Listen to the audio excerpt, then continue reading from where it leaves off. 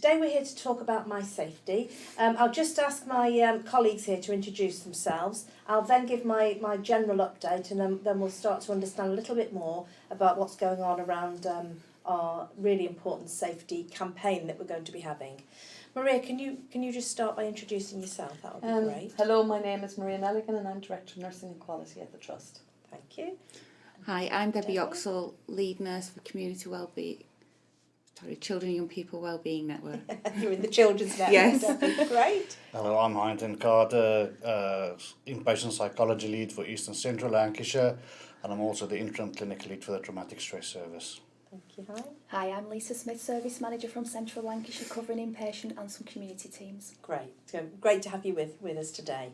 So just the headlines on some of the things that have been going on in the last couple of weeks. So the clinical pathway redesign work with the Pennine system is really motoring. A few of the execs last week went along to the workshops, and I certainly went towards the end of the third day and was enormously impressed with the real considered thoughts people had given. They'd really put together the asks of us as a trust board, or what more could we be doing to support the redesign. And it was really impressive to see people working together across services and with partners. So brilliant work, folks, and thank you so very much. Also really impressive, we've been put some additional resource, and we've got a fabulous team who are leading the mental health helpline, supporting our emergency services, particularly the police and the ambulance services. And now we've seen in the last month significant increase in use of that line, so really well done to the teams. And that's starting to have an impact on patients, service users going into emergency services, or ideally not going in where they don't need to. So really well done to staff who've been involved in that. A lot of work is continuing around our locality restructure. We've had lots of workshops to date. Over 800 people have been to those. We've just still co-producing a new model. So just this week at execs, we were presented with a different model, and we're really open-minded around where we'll end up. It's so important that people feel they can influence the endpoint, which it'll be the endpoint of April-ish, but it'll be the beginning of a real transformation and rollout. So after Christmas, there's another series of workshops planned, so please book onto those, and please keep engaged in letting us know what would work best, most importantly for our staff, and what would work best, most importantly for our service users and carers. And of course our partners, and how we can start to work more closely and build on the really good integration work that we've already got. So thank you for the enormous amount of work that's been done around there. Maria has been leading, importantly, and you might touch on it, you might not, in terms of my safety, an inpatient review of all of the wards in mental health to start off with, particularly focusing on practice, looking at the establishments that we've got, looking at are we really exploiting skill mix in the best possible way, and leadership, and how can we continue to support our leadership across our wards. I'm not going to ask Maria at this moment to talk about that, but it's an important, really important piece of work that's going on, and that is planned to conclude at the end of December. So thank you to everybody who's been engaged in that. Last week, the executive team had a great visit up to South Cumbria. We split up and we went to various sites and services, and overall we're really impressed with the level of enthusiasm, practice and work that's going on across South Cumbria. So thank you very much for giving us such a warm welcome to everybody.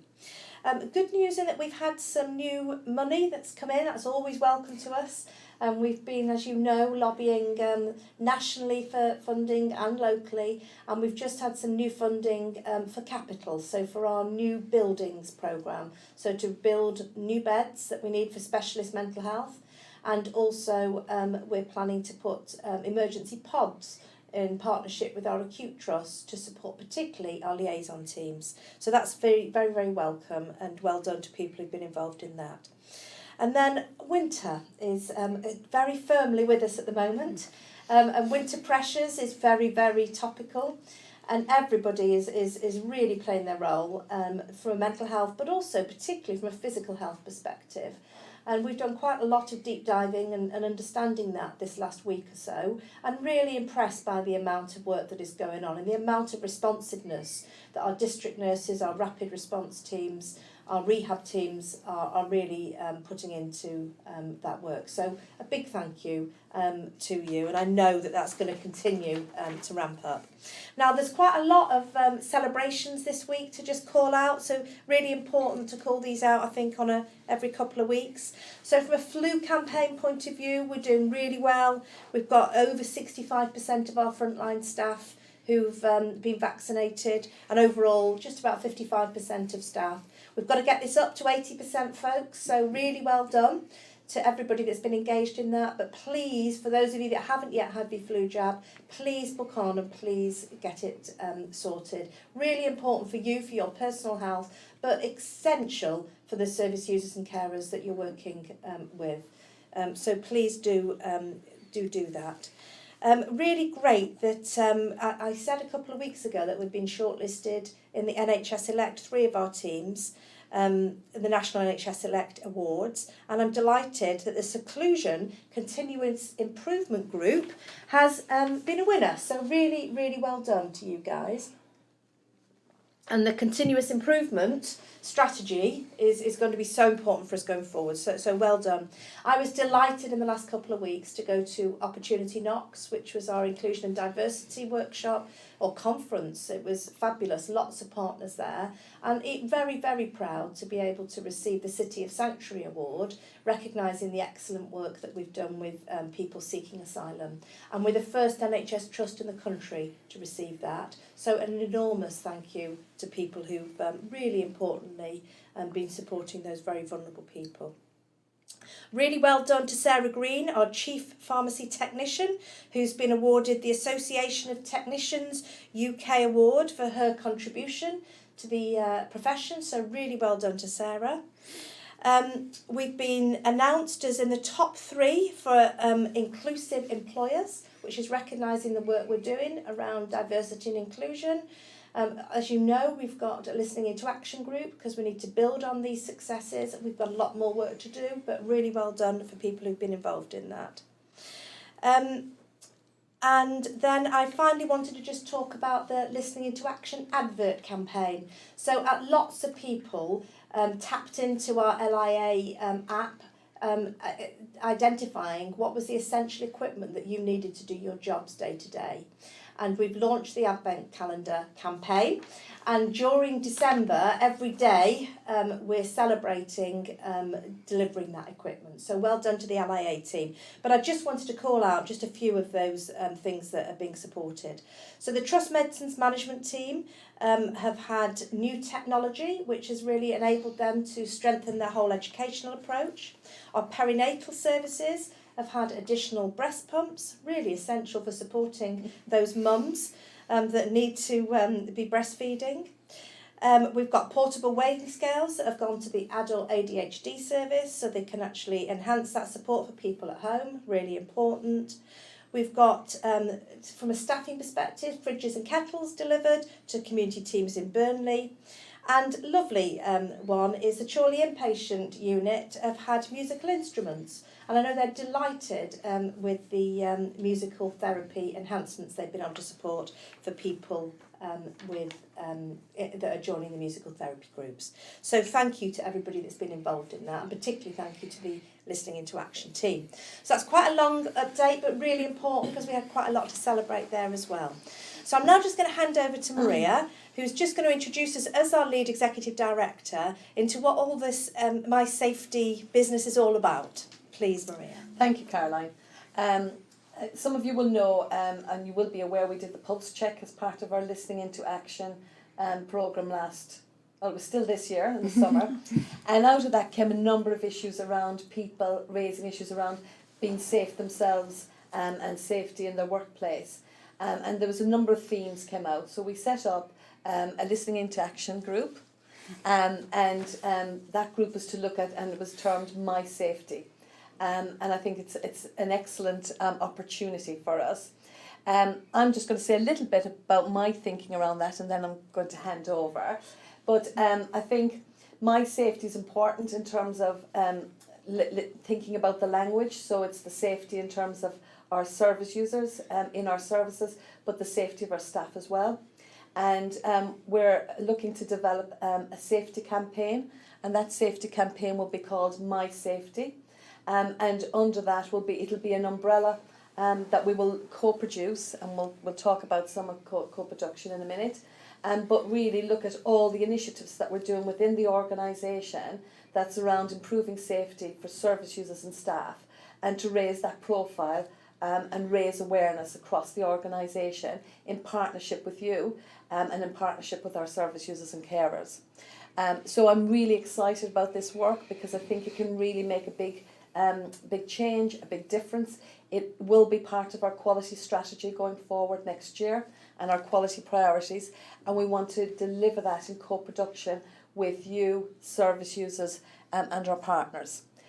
So to kick us off, we have started our Listening into Action group, and the three people on my right are taking it forward as a triumphant, and they've going to talk today about some of the key projects that we're doing as part of that work. So just before we do talk about that, just to remind people what the triumvirate is and what particular roles you have within that. What does this triumvirate mean, folks?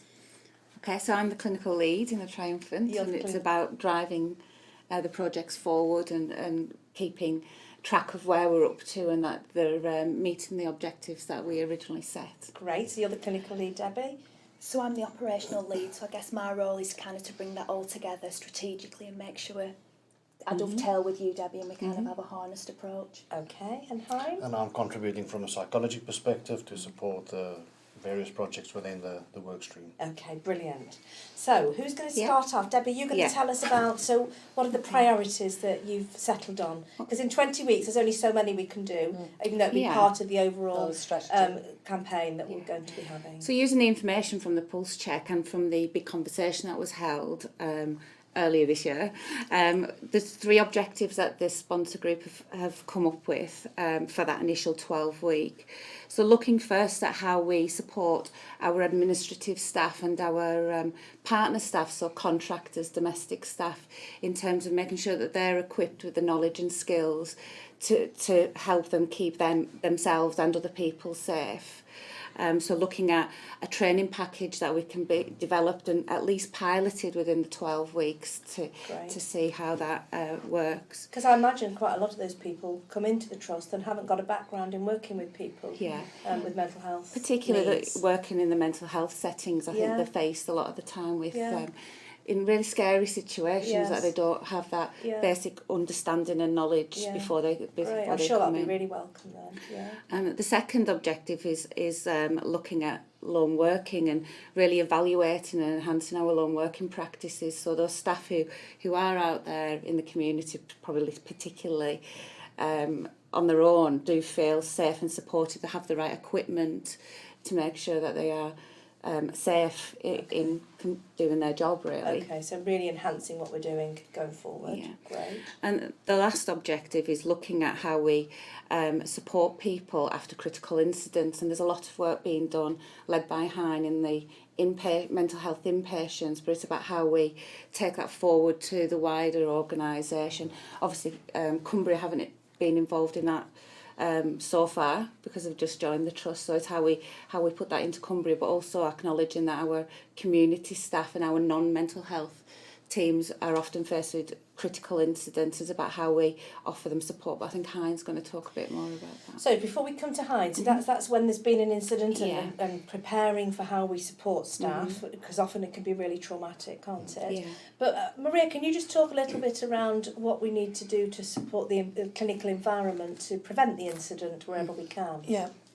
Well, we excuse me. We deliver positive and safe training, and included in that is the whole de-escalation training and positive behaviour support, and what to do in a difficult incident. And really, it's about de-escalation and prevention. So we're going to do a lot more work So there's a lot of work going on in terms of intensive work with teams. So teams go as a team and they do this work around understanding, de-escalation techniques, understanding positive behaviour, and really person-centred care and how we bring the person to the fore and prevent such situations, but also having the confidence when situations arise that people are confident to manage those situations carefully, considerate, and competently. And then I think then what happens afterwards is kind of some of the work that Hein's going to be leading. And just to touch on, maybe to come back at another chat with Caroline, the work that's in your mind and the work with service users around person-centredness and our thoughts around that going forward. Absolutely. I've been having some conversations as we're going around. We had an event on the 25th of November with talking to service users and carers around how they would like to engage and how they'd like to work with us.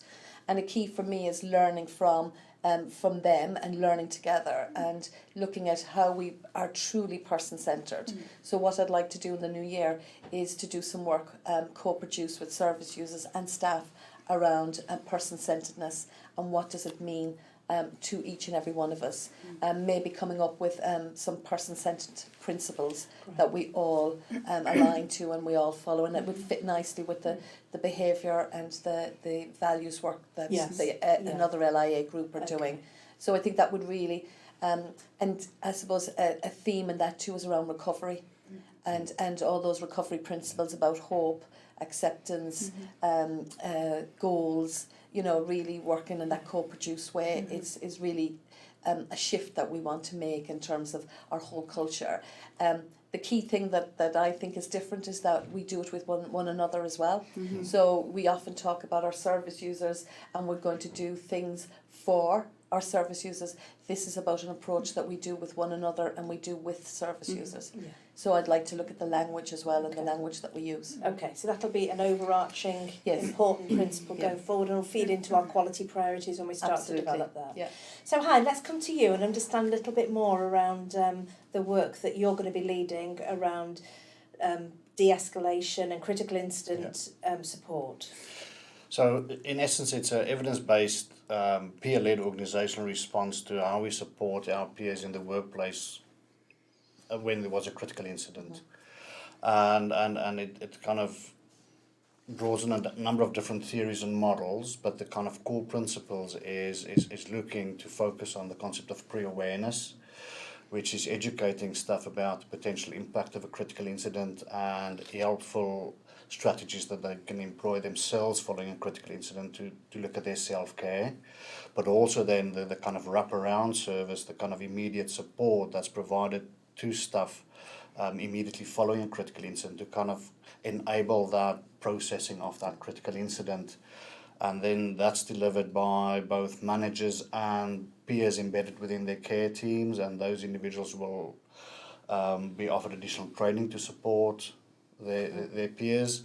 And then following on from that, it's looking at the different referral pathways for staff who might perhaps need some further individual support to kind of help them manage the impact of the critical incident. So currently we are busy in implementation of that model across the inpatient services in the trust and secure services, and going forward is thinking about then phase 2, the rest of the organisation, and ensuring that everybody is able to access that support following critical incidents. Okay, brilliant. Thank you very much. So shall we now come to you, Lisa, and understand really importantly how service users and carers are going to be part of this My Safety work? Yeah, Maria's already touched upon it but I think myself and the group are really, really passionate about the need to have co-production at the heart of what we're doing with this group, and I'm really, really pleased and excited that after Christmas we're going to have a number of service users and carers joining us in the group. And I think it's just a really fantastic opportunity for the people that are really affected day to day by some of these issues to have a voice and have some autonomy, to feel empowered to drive change. And we've got service users and carers who are up for that. Absolutely, we've got a number, and we've also got a number of frontline staff, some of which have been involved in incidents and are willing to share. So I think that's a really important aspect their personal as well. stories. Yeah. Really, really important. So we're looking forward to it. Great. So I think we've got some questions that have come through. We have indeed, Caroline. So NF has asked, how do you get involved in My Safety? So kind of a generic question. Really importantly, because not much point in us talking about it if you don't know how to get involved. So guys, how do people get involved? Yeah, I mean, we're meeting on a 2-weekly basis. I guess we've got all the 3 different objectives and kind of split up into groups of people who particularly have an interest in one of the objectives, and those people will be going forward and trying to draw in staff. So there's people that have listened into this chat and Yeah. would like to get involved in the groups. Yeah. Who do they need to contact? Any of Massively. us here? Yeah. Any one of you, any And one the of listening you. into action team. Yeah, Or the LIA team. So there's obviously 3 objectives, but Yeah. it's part of the wider campaign Yeah. that Maria's in the strategy. yeah. But if you're particularly interested, if you want to join the sponsor group or you want to get involved in one of those 3, Yeah. then please contact either the LIA Yeah. team or Or Debbie. or Debbie. or Debbie. There we go. Great, thank you. G would also like to know, this is a good question, what is the procedure if a patient threatens a member of staff? What is the procedure if a patient, threatens a member of staff? Debbie, are you Very good taking that question. one? Yeah, I mean, obviously, we have a incident reporting system, so we'd expect that all of incidents of that nature are reported. Reported to your line manager. Your line manager will offer you support, and obviously from there it's a conversation about is any action required in terms of with that service user.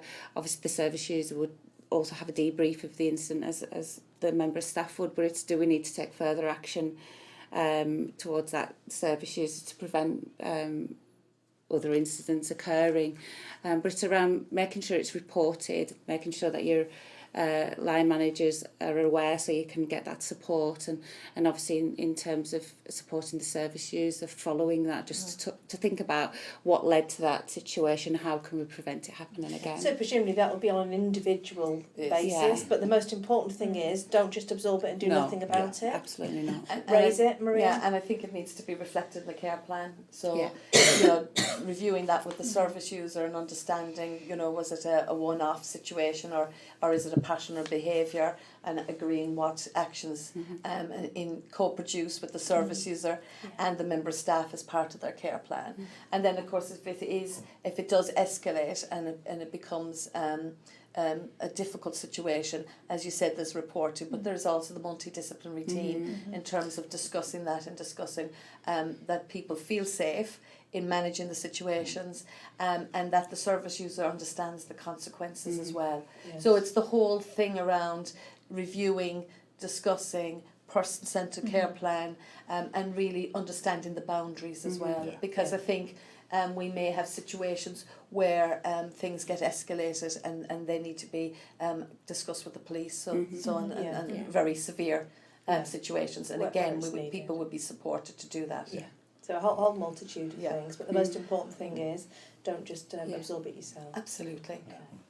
Thank you. And one final one is about the lone worker you mentioned earlier.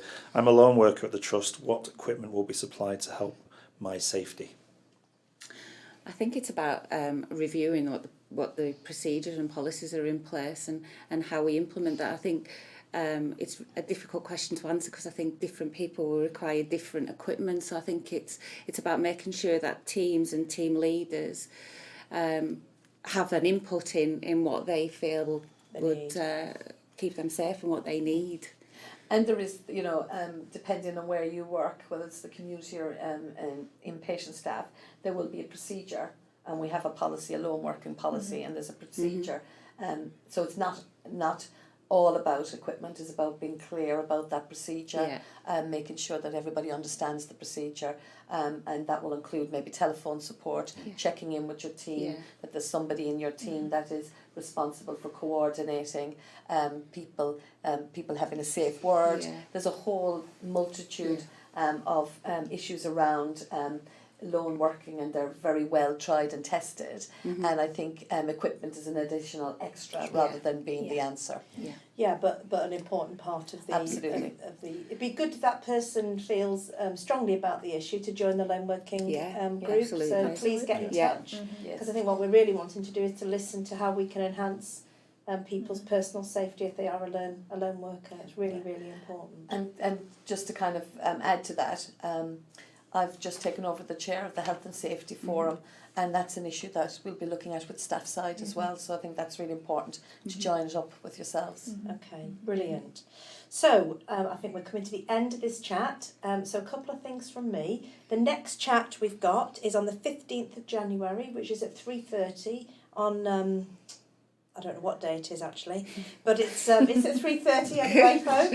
Really important. We're trying to spread it at different times for people so that more people can join in. And the topic of the next chat is on the work that we're doing on really trying to change the culture in terms of blame and risk taking. So Richard Morgan, as our medical director, is leading that, and he'll be joining me with the triumvirate who are leading that really important work. And then finally, to say from all of us, and particularly me on behalf of the board, for those people that are working at Christmas, sincere and heartfelt thank you. It's really, really recognised the sacrifices that you're giving to the trust and to service users and carers, stepping away from being with your family, friends and loved ones to support people. So a very sincere thank you to you. And to everybody, wishing you all a break, important for those people who can have a break, that they do have some downtime and do have a good time with family and friends, and the warmest wishes to you all. And thank you very much for all the work you've done in 2019. Thank you.